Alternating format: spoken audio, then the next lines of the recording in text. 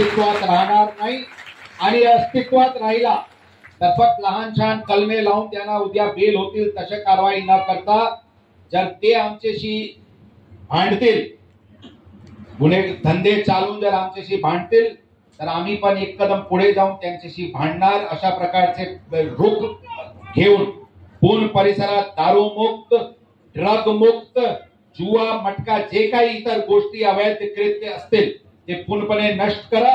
जे काही अशा गुंडेगारी ते भाईगिरी सारखे असतील त्यांना साहेब उचला, एक दिवशी बोलवा, त्यांना प्रेमाने समजावून सांगा की पुढच्या दिवशी त्यांचे दादागिरी दिसली तर त्यांना आमची दादागिरी दिसतील, हे जरा त्यांना प्रेमाने समजावून सांगा.